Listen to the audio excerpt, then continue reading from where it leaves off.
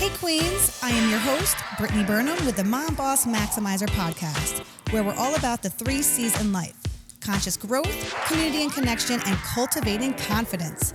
I'm a fierce 40-year-old powerhouse mom of 4, a lifestyle entrepreneur, successfully created a 7-figure brick-and-mortar business transforming thousands of women's lives through their health and wellness journey. I will be bringing you epic guests, inspirational stories, business and mindset tips to get us out of our own way and unapologetically take massive action.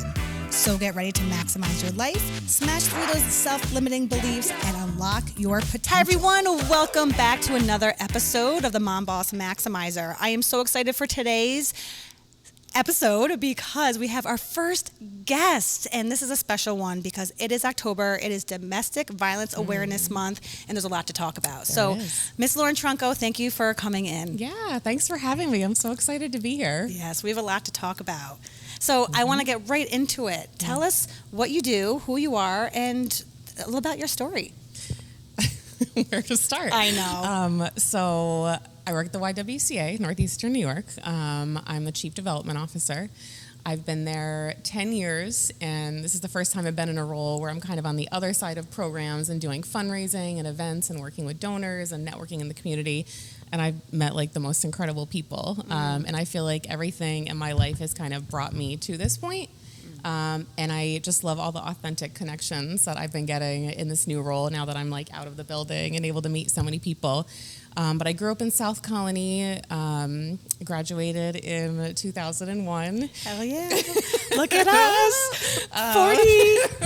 It's coming. Are you already 40? Yeah, I'm 41. God. So mine's coming November 21st. I'll be 40, so I'm like counting down the days.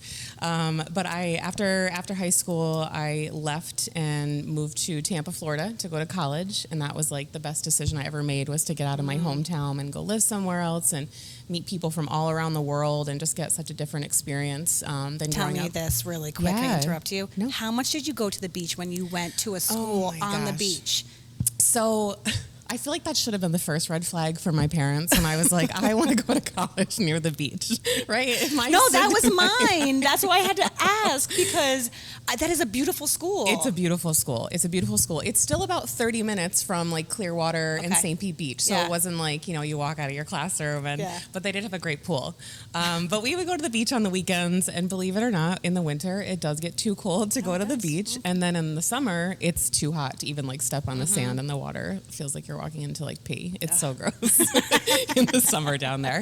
But yeah, so went to school in Tampa, and I really thought I wanted to get into law enforcement. That's kind of what I went down there. I focused on criminology, psychology, all those courses about, I was just really interested by people and groups of people and just the way that our society treats a lot of, vulnerable people. So I kind of went down that road, and then after I graduated, I was taking different jobs, working with people struggling with substance abuse, mental health, and, I just felt really connected to people. I think that was something that came really naturally. And I started to go down the road of counseling because it felt natural. Yeah. But honestly, I was in a counseling role, and once my own personal life, like I had like a breakup with a boyfriend or something, traumatic at that age, I found it really hard to absorb other people's, trauma and problems, like as a counselor. So I kind of thought, I think I could be the most impactful in like administration, looking at programs and filling in gaps or expanding programs, ensuring the quality of service of programs. So I really started to move into different roles where I was kind of orchestrating the program. And that has been really, that's worked well for me. And I really love like managing people and running teams and trainings and onboarding and all that stuff. So the YWCA has been a great place to like practice new skills and try new things. And it's okay to fail. It's a place where like it's okay to make a mistake. It's not all going to be like successful all the time. But that's a great environment to be in when you can like make mistakes. So. I've been there 10 years, and it's hard to imagine being there another 10 years, but I also can't imagine myself anywhere else right now. Wow. So I love what the mission is for YWCA. We had our first time meeting, an incredible conversation almost a year ago, and being in that location, it was so powerful. Yeah. And just feeling the energy there from seeing the history and seeing the operations and even just the women are in there. So tell us what the YWCA is and, what you provide. Sure. So we're in a really, really big old building in the Stockade in Schenectady. The building's over 100 years old, and we have affordable housing for women and families that we provide. Over 100 women on any given day we provide housing for. Wow. We also have 2 early learning centers, and then our biggest program area is domestic violence. It's kind of what we've been called to do by the city of Schenectady. And so we have everything from a 24-hour phone hotline that we staff, our emergency shelter that people can get out of like dangerous situations immediately, counseling for the survivor, for the children, for the survivor and children together. We really try to wrap around our services and make it a one-stop shop for somebody, advocacy in the courts, child protective services, and all those different places that are impacted by domestic violence in the city. Wow. It feels very heavy. Yeah. How do you? It does, doesn't it? But how do you navigate that? Like, when you said when you first started getting into this mental health and counseling realm, and taking on that, how do you do that? How do you balance that and not bring it home? Yeah, it's definitely a learned skill. I think anybody that's in this field, there is a lot of secondhand trauma, and it's not like I can go home, to a partner or even a best friend that is not in this work. I'm not going to lay that on them. You know what I mean? Like, it's heavy stuff. You don't want to go home and tell them about the things that you've seen or they're heard.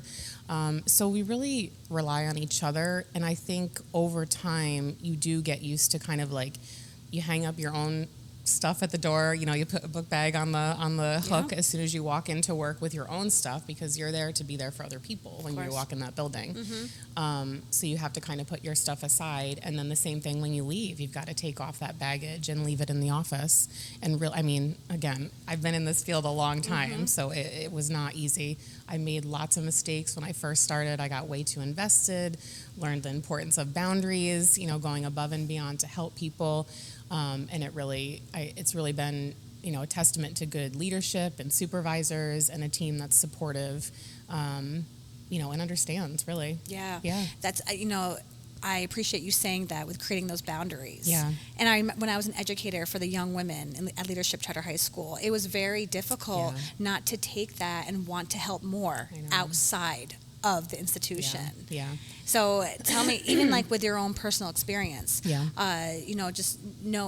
sharing a little bit about your history and being involved in a tumultuous or tough relationship, but also connecting that with the mental health hat that you wear. Yeah. How do you balance that? How do you separate that? Yeah. So, I never really sought out to be in the domestic violence field. That wasn't something that I grew up passionate about or really had much knowledge about growing up. But I had a relationship in my early 20s that it was very unhealthy, and I knew it was unhealthy. It was, I was with somebody that was really controlling. I started to isolate from my friends because it was easier to just not go out than to go out and have a fight with him in public and things like that. Oh, I can relate. Oh, wow. It's very common. And so I was in this situation, I was living with him at the time, and I felt really stuck, and I started to see it go down a really unhealthy road. And I remember, the point where I was like, I need to get out. He had come home and shown me that he had bought a gun. And there was a feeling inside of me that I was just like, this isn't going to end well. I could just see it going a way that I didn't feel safe anymore in the apartment. And so, I tried to leave, but it was really hard, the controlling, and I moved out, and eventually I left the state because I was like, I feel like I need to really get out of here. And so I came back up north after Florida, but I think now it gave me such a good foundation for the work I'm doing now, because I understand so completely why people, we always get the question out in public, why don't they just leave? We don't understand. But we ask ourselves that when we're in that situation. Yeah. And there's so many reasons. There's so many reasons that people stay. And you put kids into the mix, finances, the older you get, families. employment, relying on each other for certain things despite the abuse. I mean, there's so many reasons. Yes, so many reasons. So I look back at my own situation and it's like a feeling that I can empathize with. Yeah. Like, even though I didn't stay in the relationship and it didn't go any further than I let it get, I just remember the feeling of like not feeling safe, right? That like feeling inside of like, I'm just not, it doesn't feel safe anymore. And then just feeling like really isolated and stuck and not knowing what to do next. So, when I meet the women that we work with now, and we get men too, even though they're YWCA, we really like to make sure that people understand that everyone is impacted by domestic violence. That's nice. I'm glad you. Yeah. Anybody that identifies as a victim and comes through our doors, we help. So that's including shelter and all those services. So, it's so widespread. And every time I go out to speak in public or I'm at a networking event, I always get somebody that comes up and shares their personal story about domestic violence, whether they grew up in a home where there was domestic violence, whether they were in a relationship, whether they're currently in a relationship. We just shared on Instagram yesterday, there's like a security alert that's going to be like a test signal that's going to go out on all the cell phone devices as like a I don't know if it's a state or a federal thing, but like an emergency testing system. And so we posted, like, if you have hidden devices, just know that it's going to, like, if you have it on silent, it's going to bypass all that and there will be a noise that goes off. And so, like, just seeing people on Instagram kind of interacting, like, I don't understand. Why would somebody have a hidden device or why? And the other people chimed in. They're like, some people for safety need like a hidden device. And just to see people interacting with each other and informing each other was a really great conversation to witness this morning, to wake up to. Wow. There's just stuff that you don't think about, in your daily life. And I love that you said about empathizing. Yeah. And I find that it's very difficult. A lot of people can sympathize, but empathizing and then being that brave, courage voice for women. When I shared my story, it was one of the most freeing feelings to release, and then have so many women reach out to me and tell me. So there's so many more, and I know there's listeners listening right now. Oh God. So 100%. 100%. And this is why I'm so happy to have you as the first guest here, especially for such an important month where we don't want to just make it just October, but we want to, spread that awareness for everyone, including men. Yes, definitely. And for so many of our staff have experienced domestic violence. I think, a job's a job, right? Like everybody needs a job, everybody needs a paycheck. We get that. But we find so often in interviews or when people start, they disclose that they've either been through our services as a kid, or they knew somebody that was in our shelter, or they needed our services in the past. We really see it make people better at the work that we do at the YWCA. It's like it puts the heart into the whole operation because people feel so strongly about it. Yeah. Is there anyone in your life, any women in your life that inspired you to want to be empowering and leading women? I have been blessed with like the most incredible supervisors in my life. I swear to God. My mother was like alpha. She just like ran the whole house growing up. And so, as soon as my sister and I both left the house and I moved to Tampa, my parents split up. And I'm sorry, I have to interrupt you. More and more I learn about you, our lives are so parallel. Is your sister older or younger? Older, 3 years older. So is mine. She's four and a half. And my parents split up once I went to college too. Things were just so different back then. Like, I feel like it was a business relationship that they had. We were off to college and they were like, all right, we've done our job. My palms are sweating more. But it really was just like they trained us for life, and then they were like ready to walk. They were like, okay, now, all this time later, I can't even picture them married at this point. Yeah. They're so different. But my mom totally like ruled the roost, and then my first job out of college, I had a great supervisor, Robin was her name, but she, again, allowed me to like learn and fail and make mistakes and use it as like teaching moments.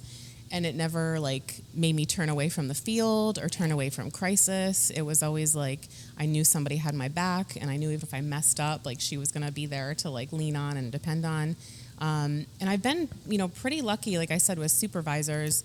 At the YW, there's so many strong women the YW, as you can imagine. Yeah, I can't imagine. Other than really our maintenance team, it's the majority of it is women. Yeah. And you would think like all women in an environment, you would think tough, it gets it gets catty, it gets drama. I was shocked when I started there, and it is so I mean, of course things come up, but we're professionals. We all talk about it, but everyone has like the goal in mind. Like we're all there, and we always want to make everybody feel included and, you know, heard and seen. And so that has been a really like fostering environment just to try new things and learn new things. I mean, I put on a couple productions of the Vagina Monologues as a fundraiser. No way! I did. Wait, recently? So we do it You need to text me when these things, because that was one of my favorite classes in college. It was, I never even saw the show.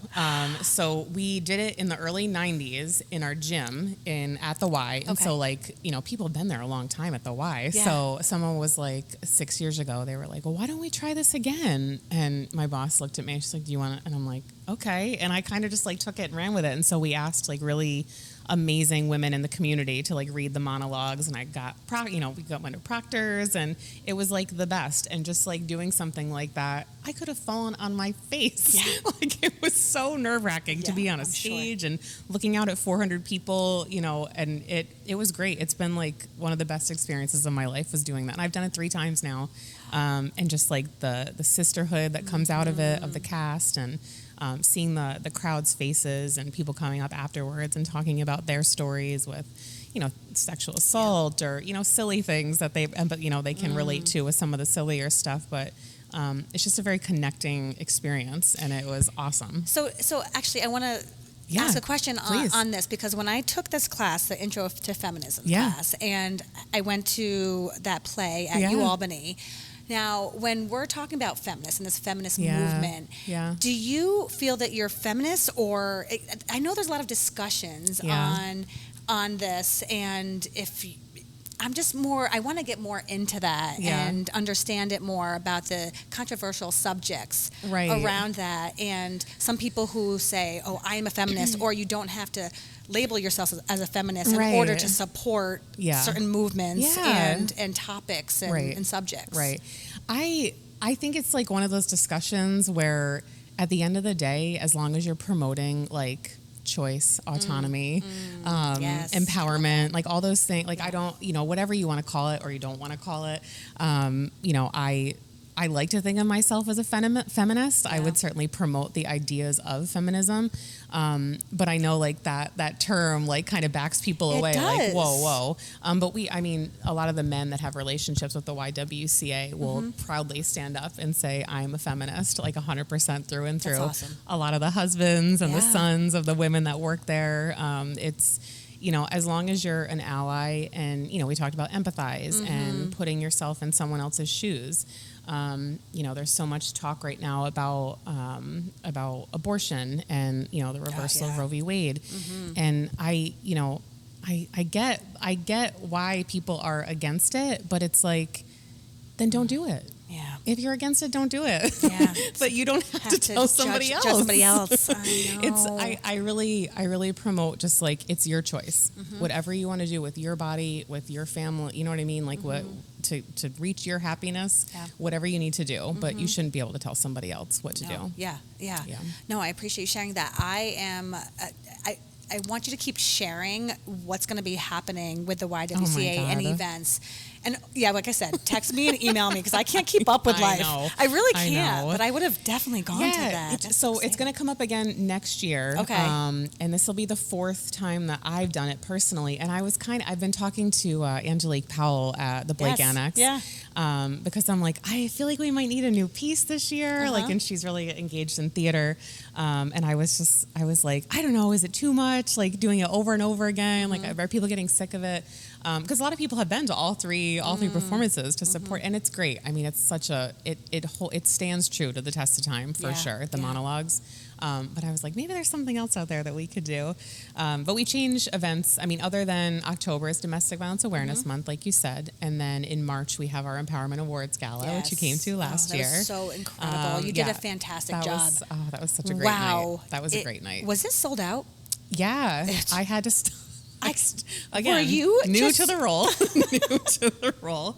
And so Rivers Casino, where we held it, I guessed, 300. That's what we've usually done, 300. Wow. So that was our goal.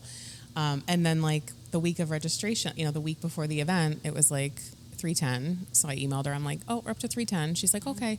And then like a couple days later, I'm like, well, we're up to 320 now. And she's like, okay. And then like the day before the event, I'm like, I think we're at like 345. She's like, oh my God, I have to check with the kitchen. I don't know if we ordered. I was what like, a great problem. This is such a good problem. I had no idea that was a thing. So I had to like shut down the registration. We're going for 400 this year. Wow. I'm doing 10 tops this time to make room for more people. But are you keeping it there?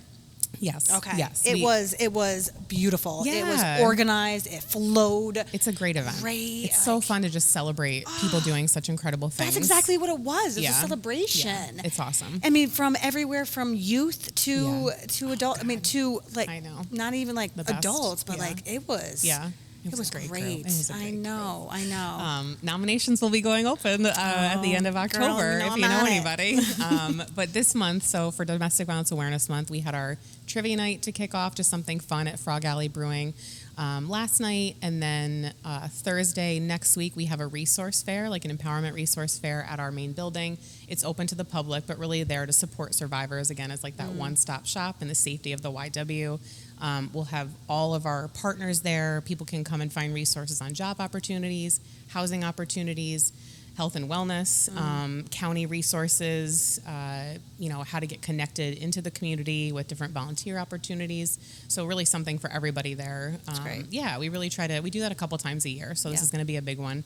And then the week after that, we're doing an empowerment breakfast at the Edison Club with Dr. Shea Butler. Yes. And one of a survivor that's been through our services that I actually met last year at the Empowerment Awards. Wow. She came up to me. She was there with one of the sponsors.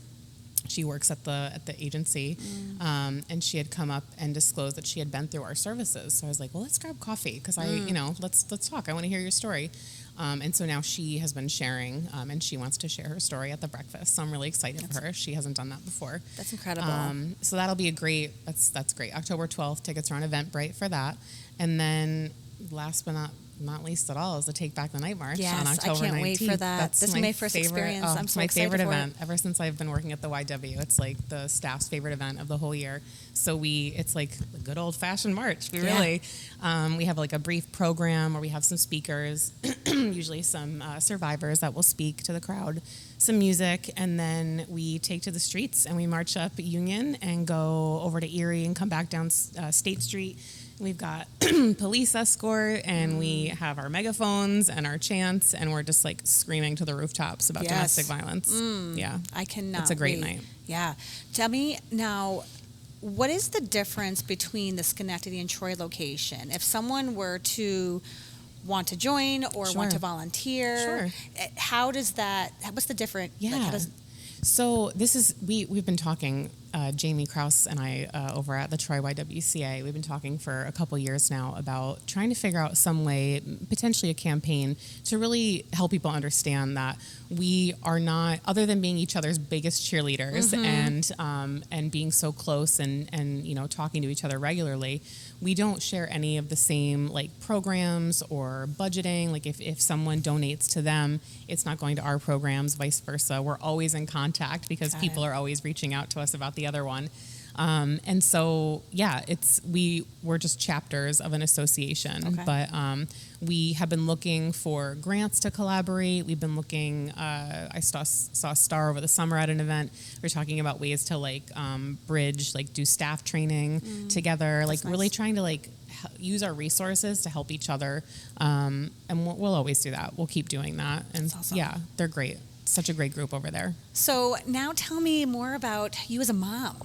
Oh, God. Let's get into it.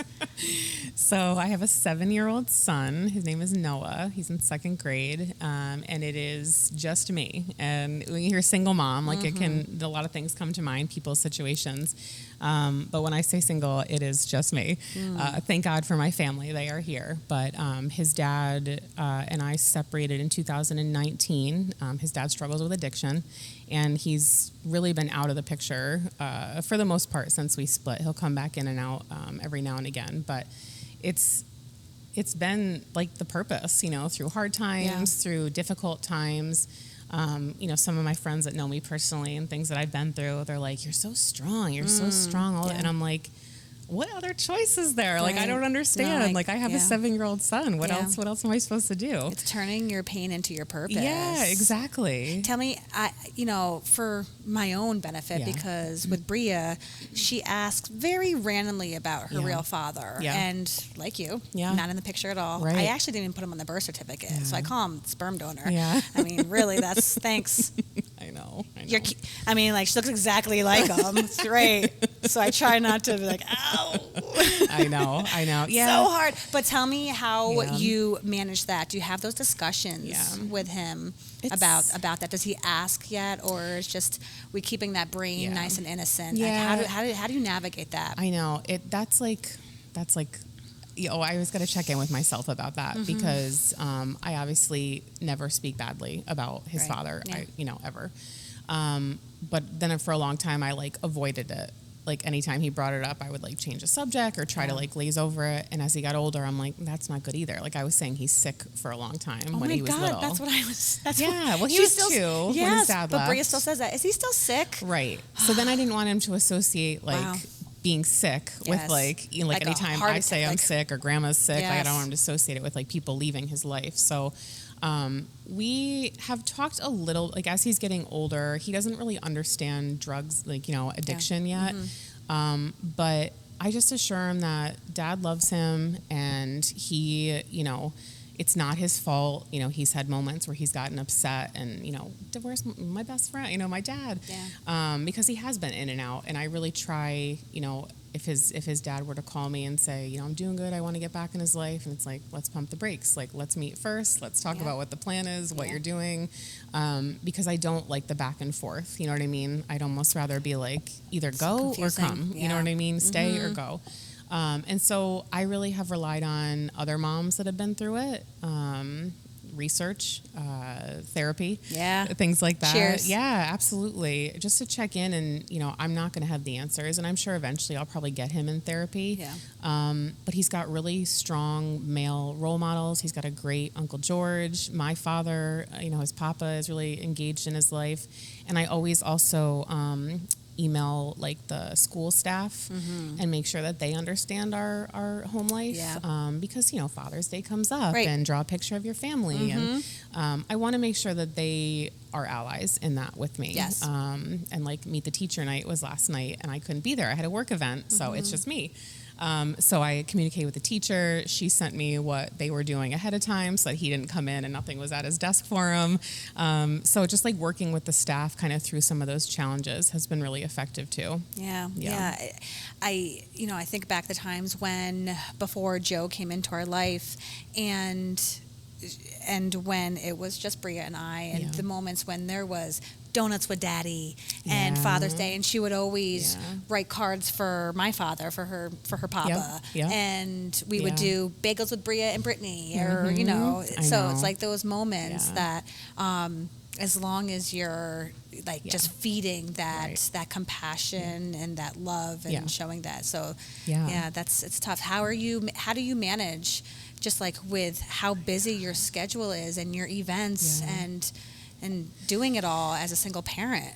And when you say single, like you said, I know, single, doing it all financially and everything that goes along with that.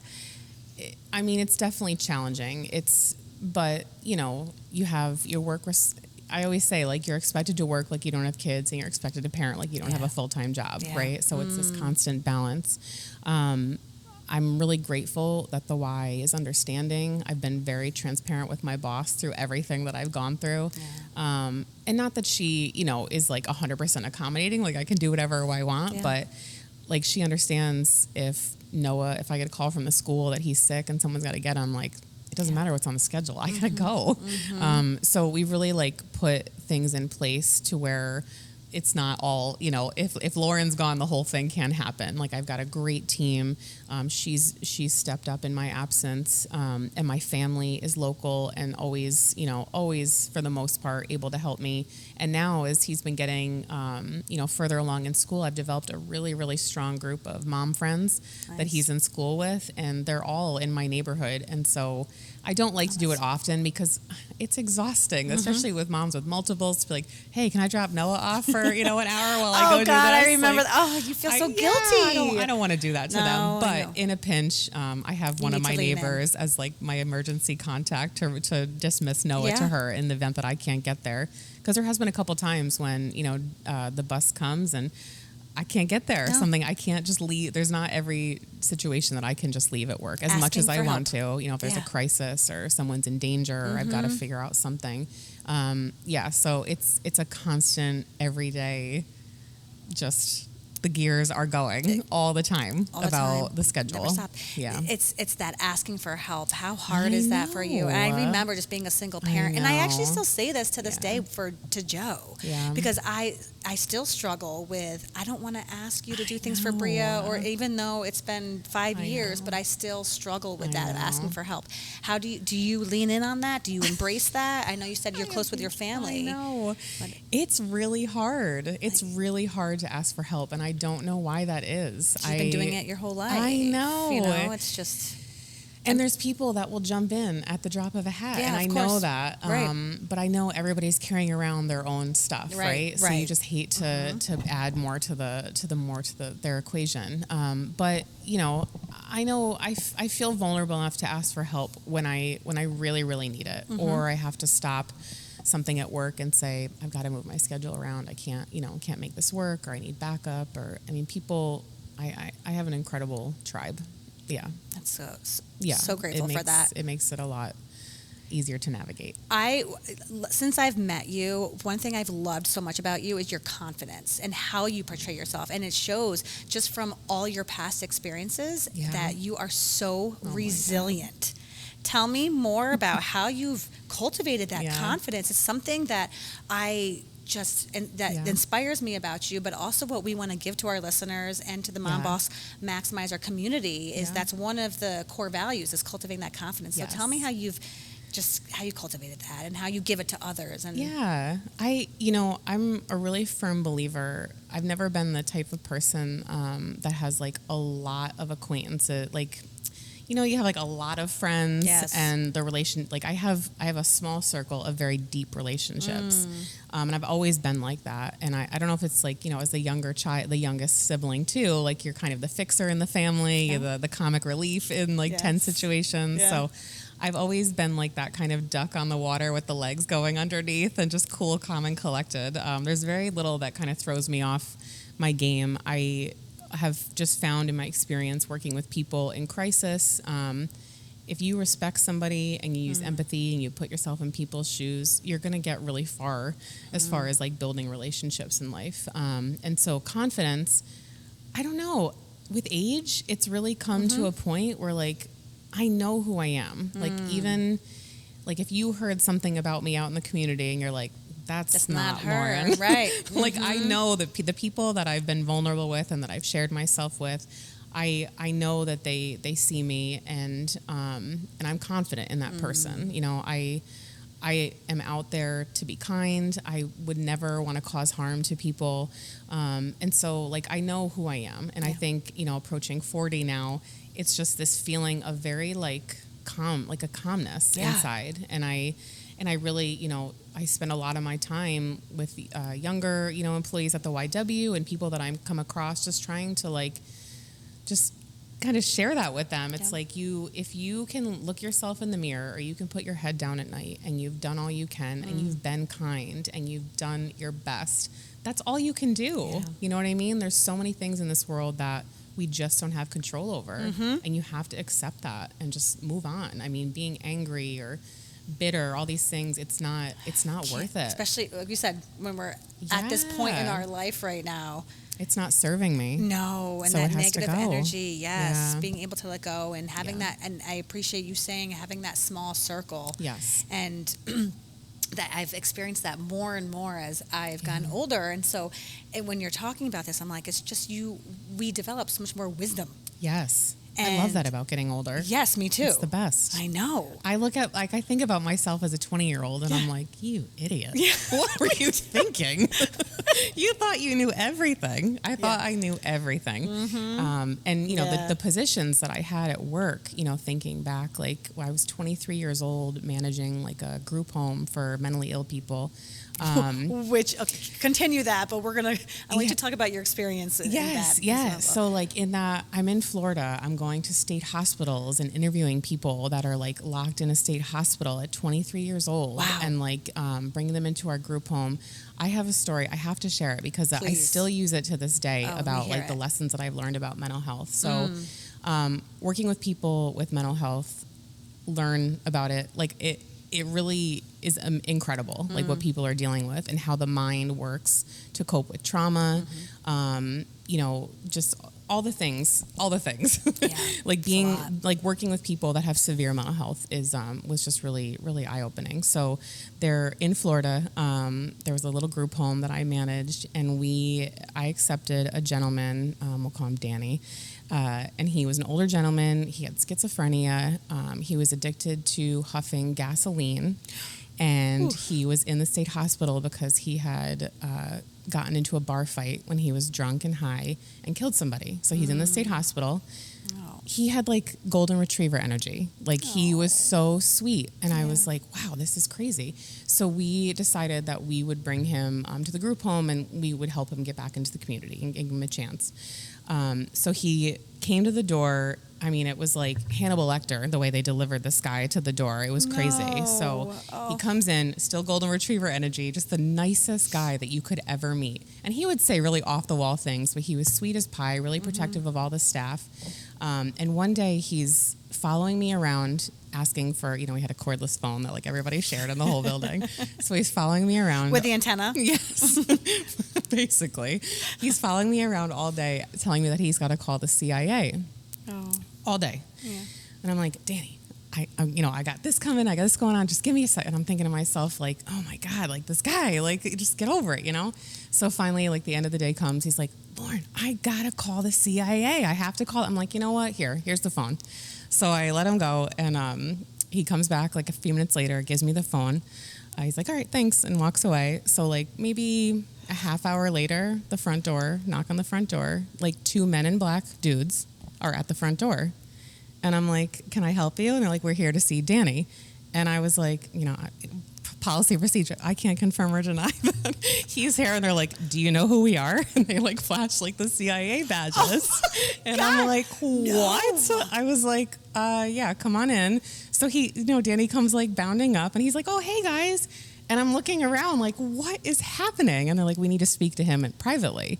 And I'm looking at him like, do you need a witness? Do you need me to come in with you? He's like, no, I got it. And so they go into this office and they come out and they like, after the conversation, they're like, he has to call us every time he comes to a new location. He made a threat against a president once. And so now he has to check in with us every time. And I use it to this day with staff because I'm like, do not dismiss what people say. Wow. Ever. Because someone for real. Someone comes in with a diagnosis and there's automatically this belief of like, oh, that's crazy. Or there's no way that's real. And we like even now, and I use it with our staff now because we have like survivors and victims that come in and they're, they come in and they're in crisis and they're like, someone's listening to my phone calls, someone's on my computer, but my past, and it sounds crazy. You got to get to their level. True. You have to be on their level. It really, there's people that get trackers put in their cars. There's people that have people following them, stalking them. Wow. And so you can see how, like, if you present to the police as a victim and you're telling this story, it sounds insane. Mm-hmm. It sounds insane, especially if you haven't been sleeping well and you're stressed and there's or like you're in a an million. episode. Yeah. So it's really, I use that story about Danny because it was just one of those moments where I was like, no shit. Wow. You know, you were 22, 23? I was like 23 when that happened. I couldn't believe it.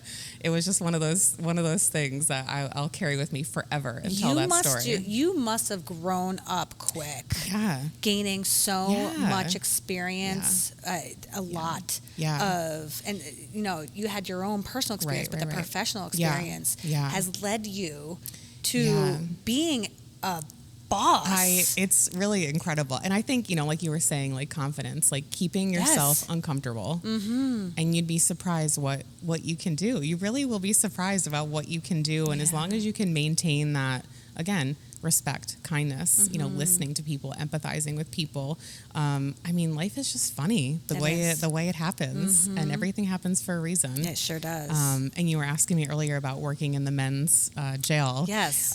So I worked out in Boston for a little while, where I was in a male county jail and was working with inmates getting ready to be released out in the community and helping them with you know, finding housing, setting up their first medical appointment, jobs, things like that.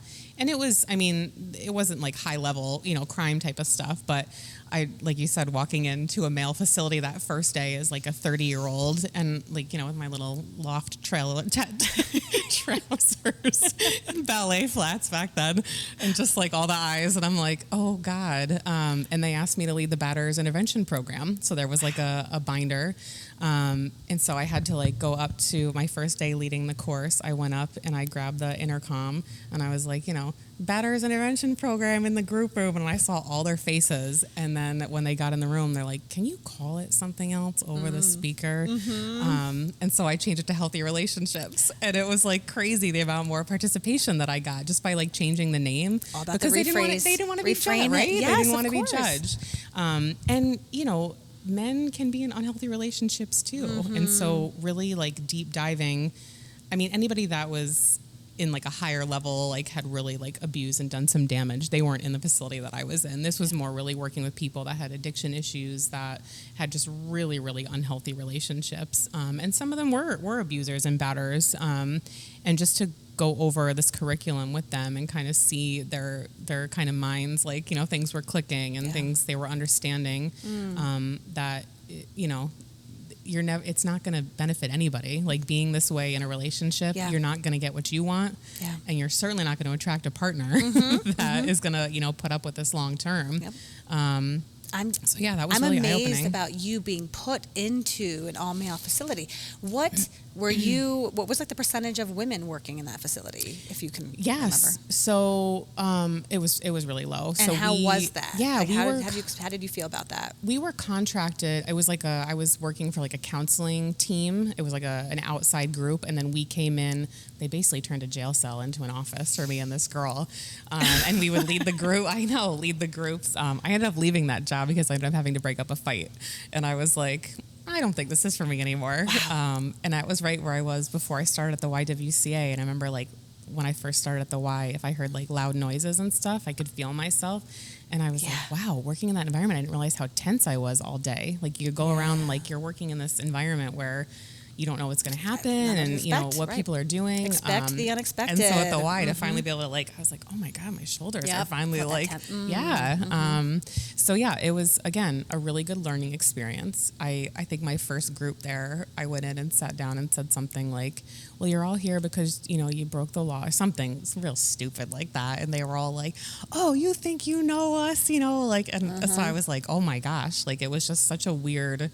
And in Boston especially, I mean, you had inmates that were like taking bets for like the Pats games and the Bruins great, like from the office. It was just like this wild experience. Yeah. Talk about tenacity. Like your tenacity, your courage and ambition is so inspiring. What have been some of your most proudest accomplishments? Yeah. You've had a lot. I love this conversation, and you were by far, I am so happy to bring you on as the first guest. Thank you. I'm really, really happy that we're having this conversation. Yeah, I know. I feel like we have so much more in common. Once we keep talking, it's going to be like, oh God. But yeah, so I think, I don't know, just like being in the situations that we've talked about here, and always feeling supported by a good team. And like you said, like I get these opportunities to have these jobs and do these things. There's not a whole lot that I've said no to if I think it's like for a greater good, like for a better purpose. Right? Is it hard to say no? Not as I get older. Yeah. You know what I mean? Yes, like there's certain situations now, but back then I was so like just hungry to like learn and like help make the community a better place. Like in my mind, all the jobs that I had, I was just really working to improve the community. That was always like, again, I wanted to start out being in law enforcement, a police officer. And then as I got further into school, I really thought like community rehabilitation and helping people that have maybe lost their way, you know, with addiction or mental health and just need a little extra help. I mean, there's so many turns that life can take, and just to be able to be there for somebody that needs a little, you know, just needs help, just needs a little guidance is really, it's been a really unique position to be in, you know, be in that chair across that desk from people.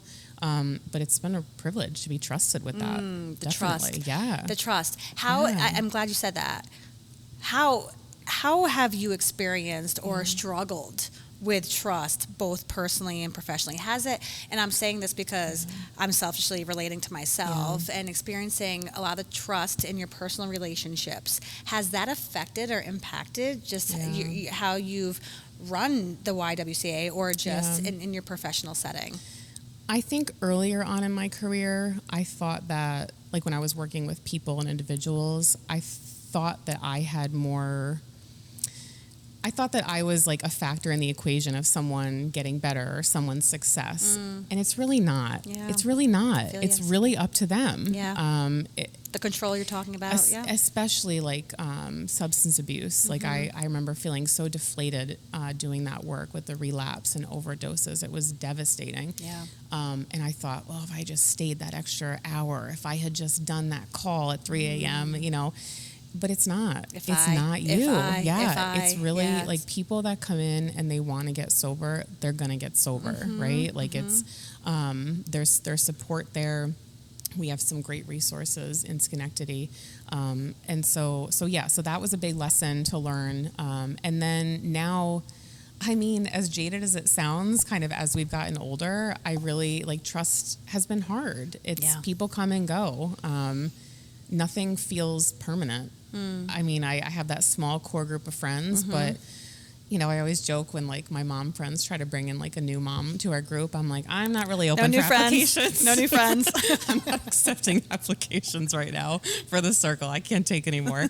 But people, I mean, really, people come and go. You have to be accepting, and I don't know if it's healthy or not to kind of expect that. I don't know if it's because of my divorce or I mean, certainly my family has been supportive my whole life. I've had friends for a really long time, but I don't even know if it's trust. It's just like nothing is permanent. Yeah. How have you found ways for yourself to heal? Yeah.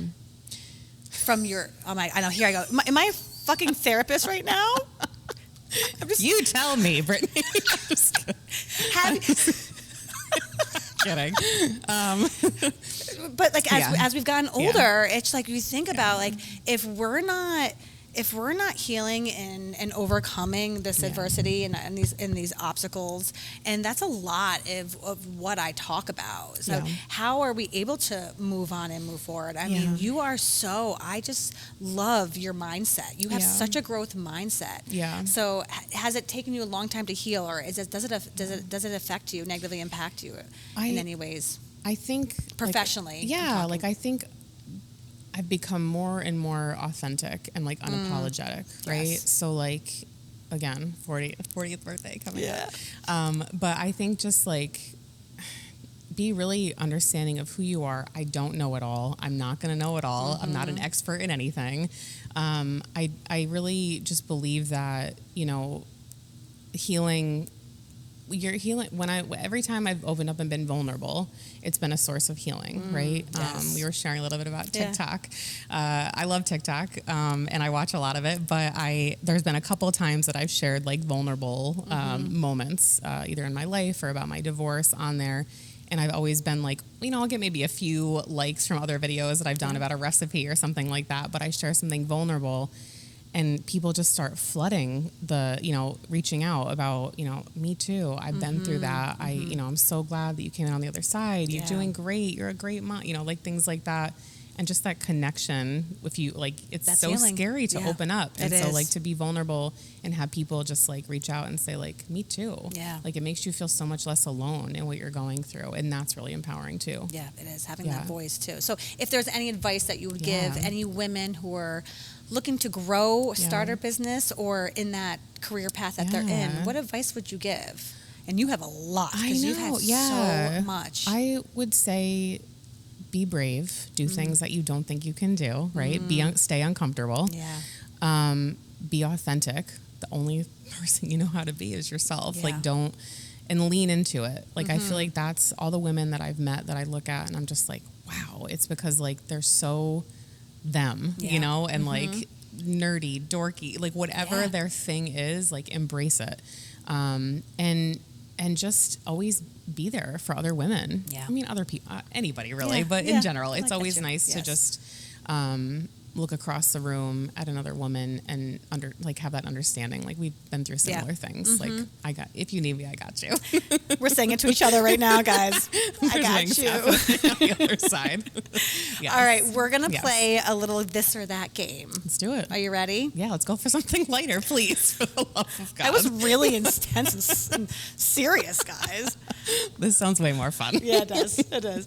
All right, are you ready? Yes. Books or podcasts? Books recently. Ooh. Sorry, no offense. What? No, that's okay. What book are you currently reading? Or what's your favorite book? Yeah, I just visited a new bookshop across from Palette in Schenectady. I'm escaping the name. Sarah Mae Pratt is the owner. She used to own Puzzles. It's in the place where Puzzles Cafe used to be. But it's like this bakery, bar, library, and you can go in and buy books and eat sweets and get a coffee or a cocktail. Yeah? It's lovely. Wait, I go to Schenectady Palette like once or twice a week. Look right across the street. Okay. It's called like Biblio Novella. I don't know. I'm going to mess it up, but it's something like that. Okay. But I just got a book there recommended by the girl I was with, and it's about when the schools began to integrate in Boston.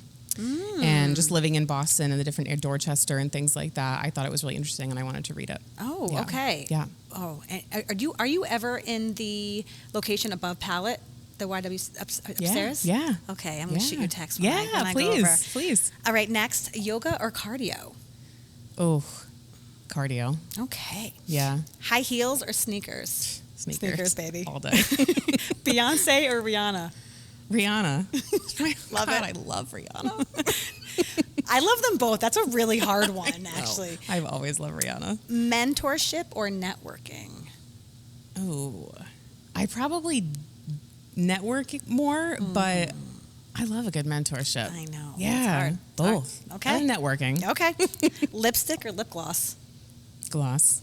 Yeah. All right. Empowerment workshops or self-care retreats? Self-care retreats. Do you go on any? Not nearly enough. I do regular like spa days with some girlfriends. We do Spa Marabou. And then, it's not really, for my 40th birthday, we're going to, a group of friends and I are going to go down to Woodstock for the day. So much fun. Yeah. That's great. One of my questions was, what do you do for self-care? Yeah. And then we skipped that. So my 40th birthday, I just wanted to have a me day. Yes. And I was going to do it all alone. And I started telling my girlfriends about my day and they're like, well, that sounds really fun. We want to come. I want to get a tattoo. I want to go down to Woodstock and just flip through records and mosey around and have a good drink. And it's going to be great. Oh, that's so much fun. Yeah. I actually just experienced going down there this summer. It's so cute. That spot. So quaint. I It's know. intimate. I just want to it's different. meander It's close. around. Yes. Yeah. Oh, that's fun. Yeah. Okay. Pantsuit or dress? Dress. Yeah. Yes. With sneakers. Oprah with sneakers. Yes. Oprah or Michelle Obama?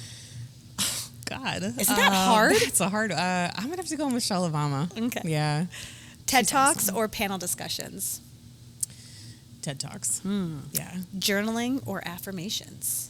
Journaling. I have to journal forever. You have? Forever. Oh, is that one of is that a habit of yours? Is that something that, do you write or do you type? I write. I have actual journals, a stack of them next to my bed. I started in high school journaling. I love journaling. And I go away from it, and then every time I'm like, I got to write this down. Yeah. I got to take it to the book because it's very cathartic to just get it out. And then it's so interesting to 2 years from now look back. And be like, wow, again, you were so dumb, right? No, Every time I look back, I'm like, I thinking. I wish I was journaling more through my 20s and my 30s, and I started doing it. But I've been told from a lot of my coaches and mentors that writing it is just, it's different and it feels different.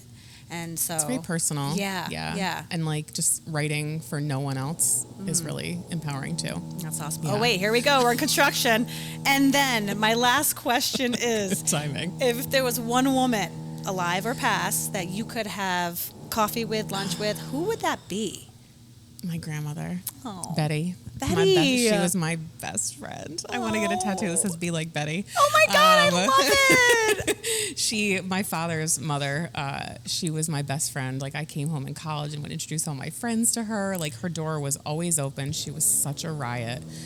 Just the comedic relief of the entire family. And I miss her every day. I wish my son met her. She was hysterical. That is great. She was the best. Oh my goodness. I just love you. I am so happy we got to connect. And this is just only the beginning, really. Yeah. You are so incredible. Your ambition and so inspiring and mostly empowering. Just what you're doing in the community. Thank you. Yeah. We need a lot more women like you. So back at you. Thank you so much. And I'm going to put all of your information and links and events. Yes, here please in the come notes. check us out. Good Absolutely. stuff. Is there anything else you would like to share with the YWCA or anything that's you want to promote? Yeah, I mean, if you're out there and you hear this and you've got an idea or want to collaborate, if you feel strongly about our mission or things that you've heard here, I would love to connect. I love meeting new people and just seeing if there's ways to connect you to what we do at the Y. Yeah, awesome. Yeah. Thank you so much. Thank you. All right, you're awesome.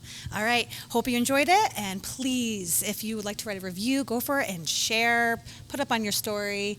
We appreciate all of it. So, all right, ladies, time to unlock your potential and have a great day.